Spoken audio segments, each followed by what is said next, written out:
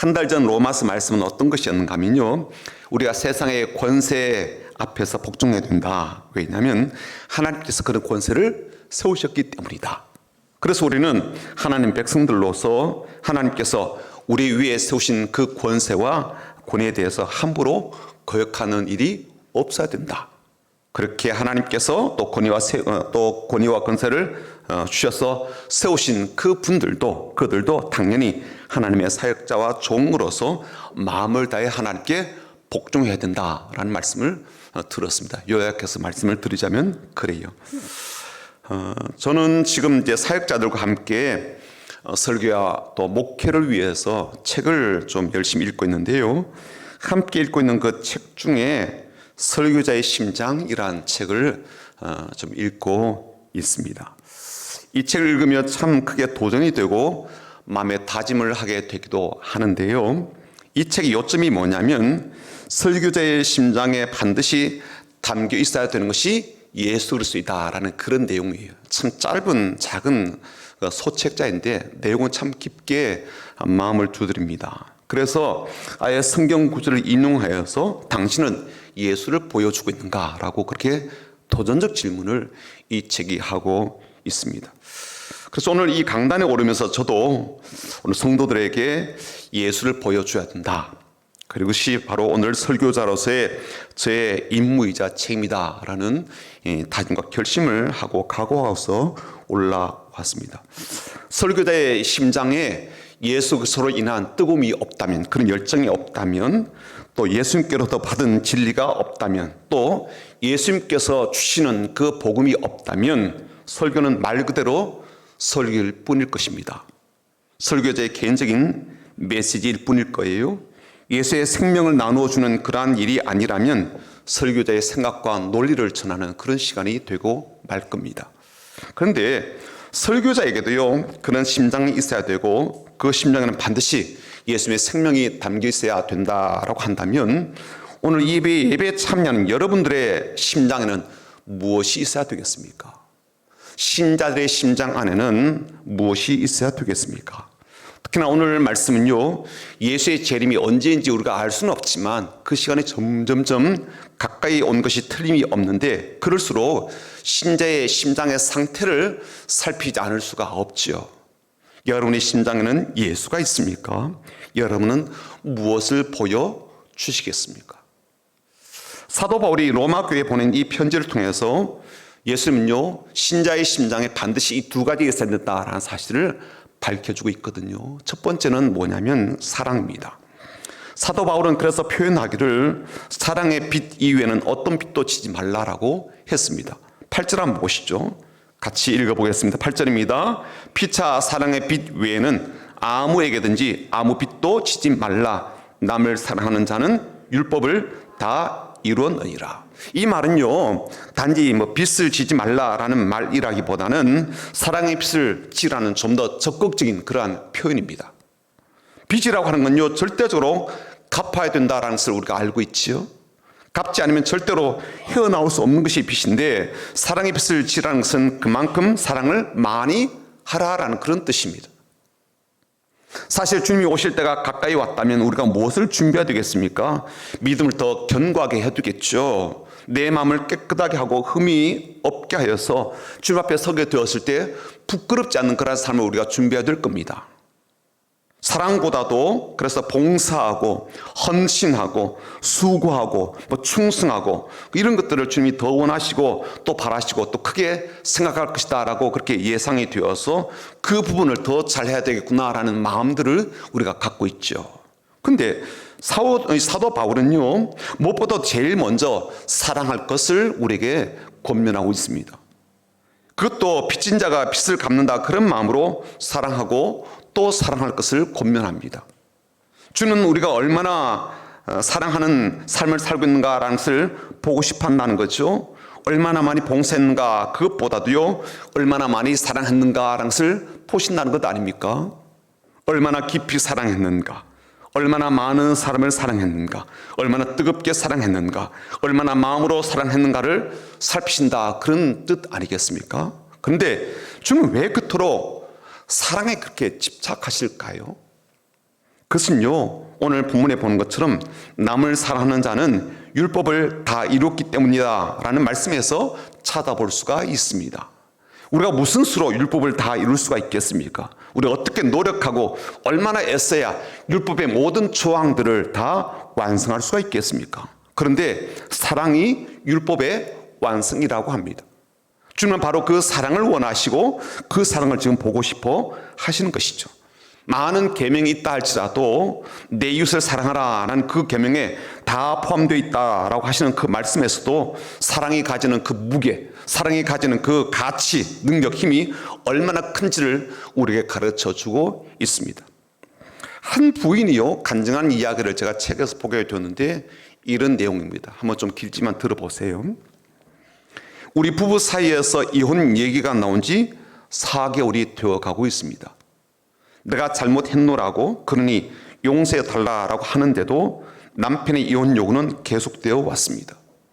이혼에 합의해 주지 않는 나를 향해 남편은 수시로 독설을 퍼부어 대었습니다. 이미 남편에게는 우리가 함께 살아야 될 필요나 저를 향한 감정적인 애정조차도 남아있지 않았나 봅니다. 당신은 나를 있는 그대로 사랑해 본 적이 있어? 당신은 자기 식대로 사는 사람이야. 당신은 하자는 것에 목숨 거는 사람이야. 당신은 쓸데없는 일로 남편을 힘들게 하는 사람이야 라고 하면서 남편은 이런저런 말들로 저를 공격하고 정죄했습니다. 그러나 저는 그러한 남편 앞에서 옛날처럼 그렇게 대응하지 않았습니다. 그건 그렇지가 않아. 그건 이렇기 때문이야. 당신이 몰라서 그러는 거야 하는 식으로 저를 표현하지 않았습니다.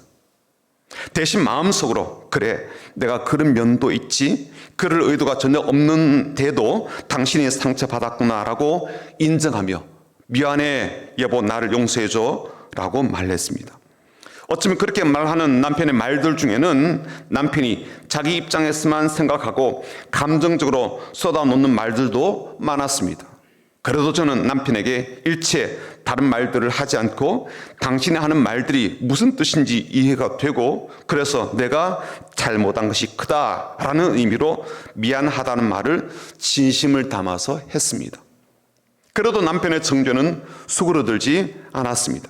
이때까지는 가족을 위해 살았지만 이제는 그러지 않기로 했다라고 하면서, 나도 이제는 나를 위해서 돈과 시간을 쓰기로 했다라고 하면서 가족과는 상관없이 시간과 돈을 마음대로 써버리는 남편의 태도도 고스란히 받아들이기로 했습니다.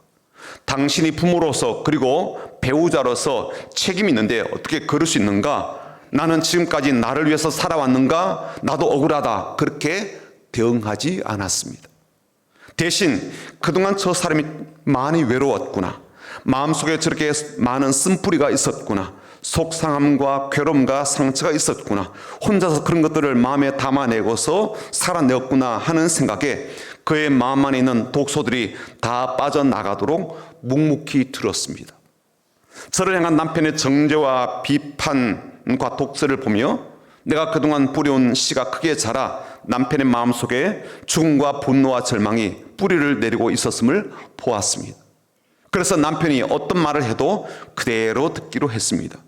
우리 부부가 그동안 뿌려온 죽음과 절망에서 우리를 살려내는 길은 제가 영적으로 신앙적으로 죽는 길밖에 없음을 압니다. 그러니 남편 앞에서 온전히 죽고자 하였습니다. 그러나 시간이 가도 계속되는 남편의 질타는 저를 지치게 하였습니다.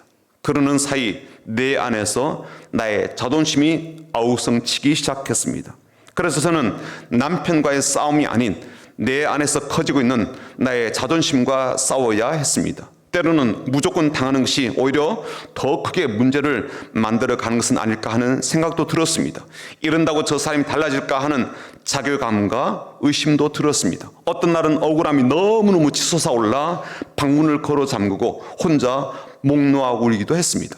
다 집어치우고 이혼해버릴까 하는 생각이 몇 번이고 들었습니다. 그때마다 십자가가 나를 붙들어 일으켰습니다. 예수님이 지셨던 그 수치와 조롱의 십자가가 나로 하여금 견디게 하고, 예수님이 흘리셨던 그 십자가의 보혈로 그를 긍휼히 여기고, 예수님이 십자가 위에서 사람들을 바라보던 그 시선을 생각하니 이 사람의 죄가 아니라 나를 바라보시는 주님으로 인하여 내 안에 죄를 보게 되는 깨달음이 되었습니다. 그리고 그때마다 흐르는 눈물이 저의 마음 안에서 다시 주님의 은혜로 채워지게 하였습니다. 그러기를 넉 달여 동안 하였습니다. 그런데 최근 들어 남편의 질타가 잦아들고 있습니다. 남편에게 말을 거는 내게 남편이 대답을 하지 않는 것은 여전합니다. 그러나 그 마음이, 얼음장 같은 그 마음이 조금씩 풀려가고 있고 녹고 있음을 봅니다. 나의 억울함을 변명하지 않거나 참고 견디는 것은 옛날에 저라면 어림도 없는 모습입니다. 저는 유능한 재판관이었으니까요. 분별하여 시시비비를 가리기를 잘했습니다. 그리고 그것을 정확하게 잘 전달하는 검사였습니다. 그러나 하나님 말씀 안에 서면서 하나님의 방법은 세상의 방법과 많이 다름을 보았고 그 깨달음이 저를 변화시켰습니다. 아직도 가야 할 길이 멉니다. 워낙 흠이 많은 사람이기 때문입니다. 그래도 지금까지 걸은 길을 되돌아보면서 역시 사람을 살리고 가정을 일으켜 세우는 것은 사랑임을 절감합니다. 나를 부인하는 사랑, 나의 자존심을 내려놓는 사랑, 나의 억울함을 붙잡지 않는 사랑, 내 방법을 붙들지 않고 하나님의 방법을 붙드는 사랑, 그 사랑이 사람을 살리는 것을 봅니다. 그런 간증이에요. 그래요. 사랑이 사람을 살리기 때문에 사랑의 빚진 자처럼 살라라고 말씀합니다. 어떻게 관계들을 회복시킬 수가 있겠습니까? 어떻게 얼음장 같은 그런 마음들을 녹일 수가 있겠습니까? 어떻게 돌아선 마음들을 다시 돌아서도록 할 수가 있겠습니까? 어떻게 깨어진 관계들을 다시 화목하도록 고치고 마음을 열고서 대화하는 그런 관계로 세울 수가 있겠습니까? 사랑밖에 없기 때문입니다. 날마다 내가 죽는 십자가 사랑이, 그리고 날마다 나를 내려놓는 그 사랑이 나도 살리고 그 사람도 살리기 때문에 사랑의 빚진 자처럼 살라라고 권면합니다. 오늘 말씀대로 나를 위해 죽어주신 주님의 사랑을 생각하며 감당하기 힘든 가족과 사람들이야말로 내가 사랑의 빚을 갚아야 될 사람임을 알고 그렇게 섬기고 사랑하여 생명을 살리고 사람을 살리는 귀한 신자들이 다 되시기를 주님의 이름으로 축복합니다. 뿐만 아니라 본인 자신도 신앙 안에서 새롭게 살아나는 신자들 다 되시길 바라고, 그래서 우리 모두 예수로 말미암아 사랑의 신앙을 가진 신자들이 다 되시기를 주님의 이름으로 축복합니다. 자, 두 번째, 신자의 심장에 반드시 있어야 될 것이 거룩입니다. 우리가 많이 참 사용하는 단어이죠. 그렇지만 구체적으로 거룩이 뭐냐라고 물으면요, 참 대답하기 애매해집니다. 물론 그 단어에 대한 사전적 설명은 얼마든지 가능합니다. 사전을 찾아보면요, 히브리어로는 코데시라고 그렇게 되어 있는데 이게 분리 혹은 다름을 의미합니다. 말하자면요, 따로 떼어 놓아서 그것들과 다르다, 특별하다라는 의미를 담고 있어요. 그리고 헬라어로는요, 하기아스모스라는 그러한 단어인데 이거는요, 성결, 성화, 그리고 성별을 의미합니다. 뭐 깨끗하다, 청결하다, 맑다, 이런 의미를 담고 있다라고 보시면 돼요. 하지만 이렇게 이제 사전적인 의미를 듣고 이해한다고 해서 우리가 성결해지거나 거룩해지는 것은 아니죠. 그런데 사도 바울은요, 우리에게 신자로서 반드시 이 거룩의 심장을 가지도록 그렇게 말을 하면서 거룩하기 위해서는 반드시 벗어버려야 될 것과 반드시 입어야 될 것이다라는 것을 우리에게 교훈하고 있거든요. 12절 한번 보시죠. 12절이요. 같이 읽어보겠습니다. 시작. 밤이 깊고 낮이 가까웠으니 그러므로 우리가 어둠의 일을 벗고 빛의 갑옷을 입자라고 되어 있어요. 그러니까 첫 번째 무엇을 벗어야 된다고요? 어둠의 일은 반드시 벗어버려야 된다는 거예요. 그러니까 어둠의 일이 뭔가라는 것을 13절을 설명합니다. 낮에와 같이 단정히 행하고 방탕하거나 술 취하지 말며 음란하거나 호색하지 말며 다투거나 시기하지 말고. 몇 가지나 돼요? 6가지나 됩니다. 방탕하는 것, 술 취하는 것, 음란한 것, 호색하는 것, 다투는 것, 시기하는 것. 물론 그 외에도요, 어둠의 일은 굉장히 많습니다. 그런데 이제 사도 바울은 축약해서 6가지로 표현을 하고 있거든요. 근데 사도 바울이 이런 행위들을 어둠에 속한 일들이다라고 하면서 이것을 반드시 벗어버려야 된다라고 한 이유가 있습니다. 그거 뭐냐면요, 그것이 갖고 있는 본질적인 문제가 있기 때문에 그래요. 14절 한번 보시죠. 14절 보시면 이렇게 되어 있죠. 오직 주 예수 그리스도를 오집고, 그 다음에요, 정욕을 위하여 육신의 일을 도모하지 말라라는 거예요. 그러니까 아무리 많은 어둠의 일을 이야기한다 할지라도 뿌리는 하나라는 거예요. 참 많은 종류의 어둠의 일이 있지만 그걸 추적해 가면요, 뿌리가 하나예요. 어떤 뿌리냐면 정욕을 위해서 육신을 도모하는 그런 뿌리를 갖고 있다, 그런 뜻이에요. 정욕은요, 어떤 뜻이에요? 우리가 갖고 있는 강한 욕망을 의미하거든요. 이 욕망에 이끌려서 우리는 이제 육신의 일을 꾀하게 된다, 그런 뜻입니다. 그래서 우리는요, 내가 하고 싶은 일을 해야 이제 만족하거든요. 해보고 싶어서 못 견디는 그러한 이제 우리의 욕망들이 있단 말이에요. 그래서 그 욕망 때문에 난잡한 유흥들도 즐기게 됩니다. 술에 취해서 몸을 가누지 못하고 비틀거리는 상태까지 막 가기도 하거든요. 먹는 술의 양도 문제가 되겠지만 그 횟수가 실은 더 문제이거든요. 자주 마시면 마실수록 더 중독에 쉽게 노출이 되니까요. 정욕은 우리에게 또 다른 자극들을 합니다. 그것은요, 성적으로 절제하지 못하는 난잡하고 문란한 생활을 하도록 부추긴단 말이죠. 난잡하지 않더라도 결혼 관계를 넘어선 또 다른 성적 일탈을 자꾸만 꿈꾸게 하고 그것을 시도하게 만듭니다. 그리고 지금은 이런 일들에 마약도 한 몫을 하잖아요. 마약을 아무리 호기심에서 시작했다 할지라도요, 성적 흥분을 더하는 도구가 되어서 젊은 사람들은 물론이고 세대를 가리지 않고 확산이 되고 있습니다. 야동하면 잘 아시잖아요, 그렇죠? 야한 동영상, 음란한 이 동영상. 이 야동을 보는 나이가 점점 어려지고 있습니다. 제가 봤던 그 시기보다 훨씬 어려지고 있더라고요. 정신의학에서는 뭐라고 이야기하는가 하면 음란물에 노출된 이 아이들이 조기에 성관계 할 가능성이 더 크고, 그러니까 더 빨리 성관계 한다는 거예요. 두 번째는 위험한 성적 행위도 증가하게 되고, 굉장히 위험한 성적 행위도 있죠. 그런 것들 하게 되고, 세 번째는 청소년 임신뿐만 아니라 성병 감염의 위험을 높인다라고 경고를 합니다. 아이들이 이제 무분별하게 잘 모르고 막 하니까 굉장히 위험도가 높아진다는 거예요. 그러니까 욕망은요, 이 성적인 것에만 이제 해당되는 것은 아니에요. 이 모든 것들이 이제 도파민 분비와 깊은 관계가 있는데, 도파민이 뭐예요? 쾌감과 즐거움을 전달하는 신경 물질로 알려져 있습니다. 근데 문제는 이 도파민에 자극을 주는 행위들에 중독되는 일들이 참 많은데, 이게 술과 섹스뿐만 아니라 도박이라든지 스마트 게임과 같은 것도, 폰 게임과 같은 그러한 것에서도 이런 현상들이 나타난다는 거죠. 그러니까 이 정욕이라고 하는 것은요, 단지 내가 즐기고 싶어서 해보고 싶다라는 것에서 이제 멈추지 않고 중독과 파멸에 이르기까지 끝까지 막 사람들 끌고 간다는 거예요. 이게 문제인 거죠.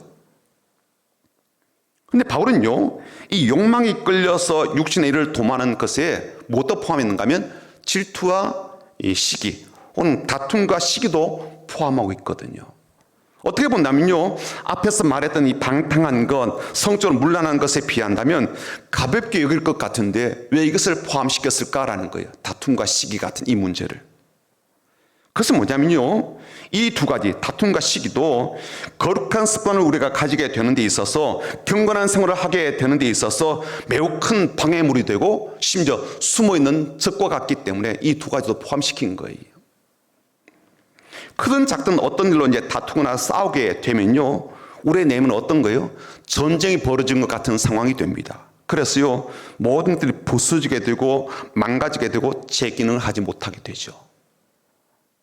시기하고 질투하는 것은요, 다툼만큼 그렇게 드러나는 그러한 파괴되는 것은 아니지만 오히려 훨씬 더 은밀하게 우리의 마음을 좀먹게 되어서 우리의 삶이 거룩과 경건으로부터 점점 멀어지게 하거든요.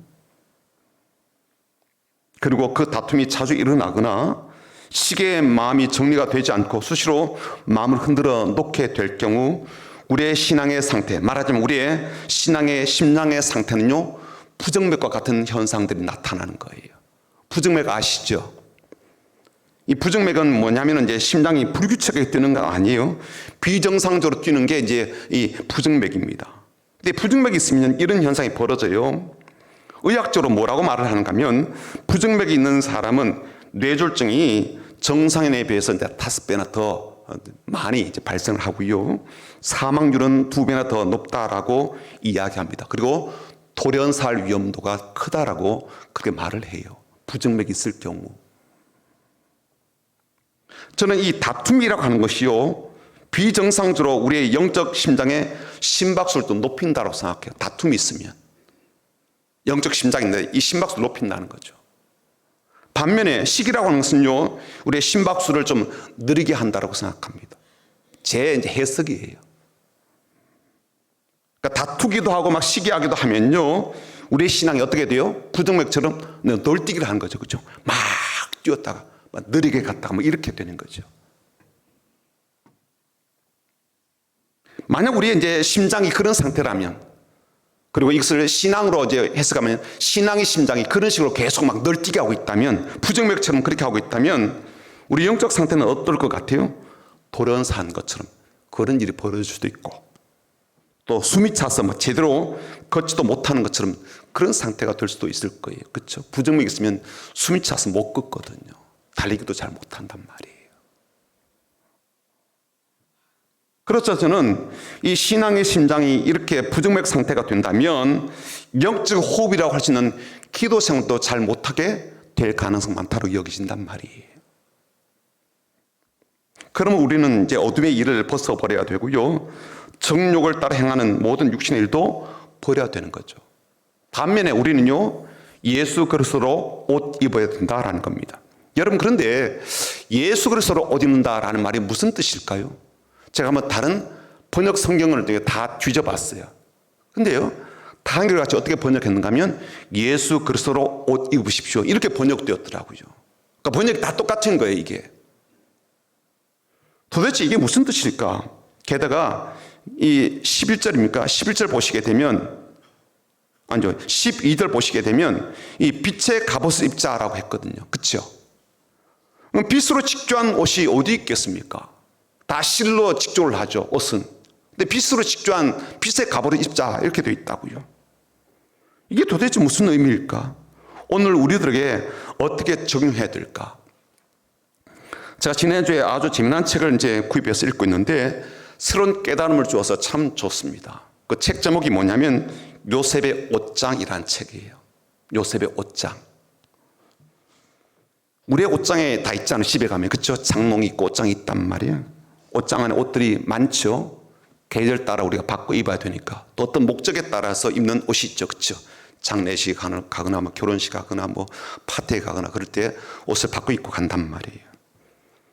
물론 그렇게 옷이 많아도만 입을 옷이 없는데 그렇게 이제 우리가 투덜거리긴 하지만 어쨌든 다 옷장이 있습니다. 요셉의 옷장도 열어보니까요, 그가 입었던 옷들이 있더라고요. 첫 번째는 뭐냐면 아버지 야곱이 입혀줬던 채색 옷이 있습니다. 또 두 번째는 이 보디발의 집에 노예로 팔려가 일하면서 입었던 종의 옷이 있어요. 노예의 옷이죠. 그리고 보디발 부인이 막 유혹하다가 안 되니까 남편한테 이제 거짓말로 요셉이 자신을 추행했다, 성폭행하려고 했다라고 막 그렇게 무고해가지고 허위 사실을 고발하는 바람에 요셉이 감옥에 갇히게 되면서 죄수의 옷을 입게 되었습니다. 그럼 나중에 이제 바로의 꿈을 해석하게 되고 뭐 총리가 되면서 입게 된 세마포 옷이 있습니다. 그리고 죽고 난 뒤에는요, 그의 몸에 이제 향제를 넣어서 관에 안치를 하게 되면서 요셉의 삶이 이제 마무리가 되게 되는데요. 근데 성경을 보니까 단 한 번도 요셉이 원해서 그것을 입은 적이 없더라고요. 그렇죠? 다 남들이 입혀준다고요. 아버지가 입혀주고 보디발이 입혀주고 간수장 입혀주고 왕이 입혀주고 계속 그러거든요. 그러니까 옷을 요셉은 자꾸만 이제 덧입게 된 거죠. 그렇죠? 남들이 입혀주니까. 그리고 제일 처음에 나타나는 이제 채색과 관계에서 매우 의미 있게 보게 되는 점이 있었습니다. 야곱이 이제 요셉에게 입혀준 채색 옷은 화려해요. 그리고 가운처럼 되어 있어가지고 이렇게 위에서부터 축 처지거든요. 그리고 이 소매가 굉장히 길다라고 그렇게 되어 있습니다. 이런 옷들은 예전에 이제 고귀한 사람들, 왕족이나 귀족들이 이제 입게 되었고, 심지어 전통적으로는 집안의 이 상속자 혹은 집안의 이 족장의 후계자들이 입는 그런 권위를 상징하는 옷이었다라고 해요. 이 채색 옷이. 잘 들어보세요. 조금만 더 들으면 끝나요. 예. 그러니까 이 옷이 가지고 있는 이 의미, 권세, 권위가 대단했다는 것을 알 수가 있는 거예요. 옷 한 벌이었지만 그 의미는 대단했다는 거예요. 야곱이 이제 그런 옷을 요셉에게 입혀주게 되었는데, 이 옷은요 그냥 몸을 가리는 그런 용도만 아니었던 거죠. 그 이상의 가치를 지닌 의복이었다는 것을 봅니다. 그런데 이 저자가 무엇이라고 하는가 하면요, 요셉이 이 채색 옷을 입고 있으면서 스스로 자신을 아주 특별한 사람으로 인식을 했을 것이다 라고 보는 거예요. 목동의 옷을 입고 있는 형들과는 달리 자신을 아주 다르게 생각하는 특권의식과 우월의식까지 가지고 있었을 것이다 라고 보는 겁니다. 좀 상상이 되잖아요. 그렇죠?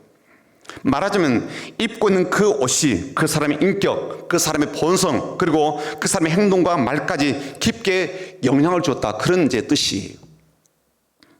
요셉이 실제로 그렇게 되었다는 증거를 어디서 찾는가 하면, 이 저자는요 야곱이 아버지가 요셉에게 이런 이야기를 합니다. 야, 형들에게 좀 가서 형들이 어떻게 지내고 있는지 좀 보고 나한테 알려달라라는 그런 이제 말을 하거든요. 그래서 이제 아버지 야곱이 그렇게 시키니까 요셉이 이제 형들을 이제 찾아갔는데, 형들이 세겜이라는 지역이 있다라고 알고 그렇게 간단 말이에요. 그러니까 집은 헤브론이에요. 헤브론 집에서 세겜까지 가게 됩니다. 가봤더니 형들이 없는 거예요. 그래서 이리저리 찾고 있는데 다른 사람이 형들이 어디 있다라는 사실을 알려주게 돼서 도단이라는 지역으로 다시 이동을 하게 됩니다. 근데 이 거리가 어떤 거냐면요, 헤브론 자기 집에서 세겜까지가 80km예요. 그리고 세겜에서 도단까지가 32km입니다. 토탈하면 몇 킬로예요? 112km가 되는 거예요. 이 이제 거리를 요셉이 걸어가는 거예요. 조금만 더 들어보세요. 조금만 주무시지 말고. 어르신, 일어나세요. 주무시지 말고. 자, 그런데 지금 중요한 건 뭐냐면요, 형들을 그렇게 만나러 간다라고 하고 집을 떠났을 때 요셉이 무엇을 입고 갔을까요? 무엇을? 등산복을 입고 가야죠. 그렇죠? 트레킹 옷을 입고 가야 된단 말이에요. 그런데 뭘 입고 가요? 채색을 입고 간다고요. 채색 옷을. 그 형들이 나중에 그것을 벗겨버리고 구덩이 던지고 이제 노예로 팔아버리죠. 그렇죠? 그 옷을 입고 가는 거예요. 이게 지금 맞지 않는 옷이거든요. 이게 소매도 길죠. 옷이 치렁치렁 기니까요. 이게 그것을 입고 300리를 간다. 이게 이제 우리가 좀 이해할 수 없는 일이거든요. 그러니까 요셉한테 지금 어울리지 않는 옷이에요. 상황에도 맞지 않는 옷이고요. 그러니까 요셉의 분수, 요셉의 처지, 요셉의 나이 혹은 지금의 지위, 역할에 안 맞는 옷이에요. 그런데도 요셉은요, 자기 아버지가 입혀줬던 그 옷을 입고 어디든 가는 거예요. 어디든. 그렇게 멀어도 산을 넘고 막 그렇게 해서 가는 거예요. 그러니까 요셉의 채색 옷에 대한 이야기를 이제 한 것은 뭐냐면, 옷이 그냥 옷이 아니라 요셉에게는 그 옷이 그의 생각인 거죠.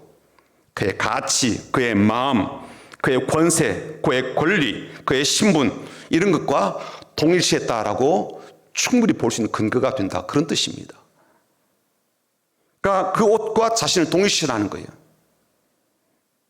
그렇게 먼 거리를 걸어가면서도요, 자신이 입고 있는 이 옷을 통해서 나는 특별한 존재야, 나는 계속 그렇게 알고 있는 거죠. 그리고 그렇게 알려지길 바라고 있기도 하고요.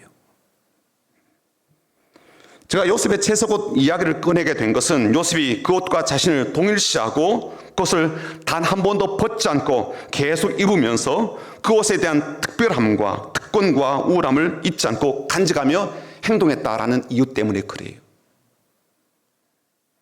우리가 그리스도로 옷 입는다라는 사실도요, 이와 같은 이침을 알려드리고 싶어서 굳이 요셉의 이야기를 끌어온 겁니다.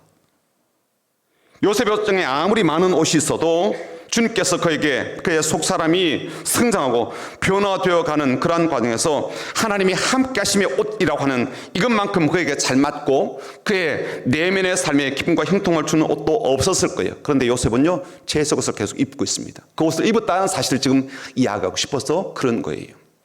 그러므로 우리가 예수 그리스도로 옷 입었다라는 이 말은 이런 것이 되겠죠. 예수님의 성품, 예수님의 인격, 예수님의 믿음, 예수님의 사랑, 예수님의 긍휼, 예수님의 겸손, 예수님의 고귀함, 그리고 예수님의 희생과 그 모든 품격을 내가 옷을 입고 있듯이 항상 그렇게 간직하고 따라 사는 것을 의미하는 거죠. 어디 가든 요셉이 채색 옷을 입고 그렇게 갔던 것처럼, 무엇을 하든 어떻게 살든 그 옷을 입었던 것처럼 우리도 예수님을 옷 입고 살듯 그렇게 사는 거죠. 그분의 생각, 그분의 마음, 그분의 목표, 그분의 가슴을 우리가 안고 사는 것을 의미합니다. 그리고 우리는 그런 예수 그리스도의 옷을 입고 있기 때문에 세상 사람들과 다른 존재라는 의식도 가져야 되겠죠. 요셉은 그랬잖아요. 형들과 자기 다 야곱의 아들들이에요. 그런데 자기는요, 특별한 존재로 생각해요. 형들하고 달라라고 여겼단 말이죠. 마찬가지로 우리도요, 정욕을 따라 살아가는 그러한 육신적인 것을 도모하는 사람들과 난 달라, 그런 의식을 가져야 된다는 거죠. 나는 어둠의 일을 좋아하고 즐기며 그런 것에 아무런 부끄러움을 느끼지 않는 그런 사람들과 확실하게 달라라는 그런 의식이 우리 가운데 있어야 된다는 거죠. 나는 빛 대신 주님 옷 입은 사람이야. 그래서 밝은 것, 맑은 것, 깨끗한 것, 순결한 것을 추구하며 먹고 마시며 살아가는 존재임을 잊지 않는 그런 것을 의미합니다. 오늘 여러분들의 옷장에는 어떤 옷들이 걸려 있을까요? 여러분들의 신앙의 옷장에는 어떤 옷들이 걸려 있습니까? 예수 그리스도의 말씀으로 성경의 진리로 직조가 되어 있는 그런 옷입니까? 예수 그리스도의 사랑과 긍휼로 무늬가 잘 새겨져 있는 그런 옷들입니까? 예수 그리스도의 십자가와 그 복음의 은혜가 그 옷에 안감으로 덧대어져 있는 그런 옷들입니까? 그래서 여러분들이 입고 다니는 모든 옷은 말 그대로 예수 그리스도와 하나가 되었고 통일치가 되고 있어서 이제는 예수님의 사람으로 살고 있습니까? 설교자는 오늘 제가 말씀드렸다시피 그 심장에서 예수님이 담겨 있어야 된다라고 했습니다. 그래서 말과 행동을 통해서 예수님을 보여주는 사람이라고 이야기했습니다. 여러분들은 예수로 옷 입은 사람으로서 여러분의 삶을 통하여 예수의 사랑과 예수의 거룩과 예수의 진리와 예수의 복음과 예수의 순장함을 보여주는 그런 신자로 살고 계십니까? 저는 오늘 여러분들도 여러분들의 심장 가운데 사랑과 거룩으로 뜨겁게 그렇게 뛰는 그런 신자들이 다 되시기를 주님의 이름으로 축복합니다. 아멘. 내 삶의 이유라라는 찬양 우리 같이 부르고 함께 기도하겠습니다.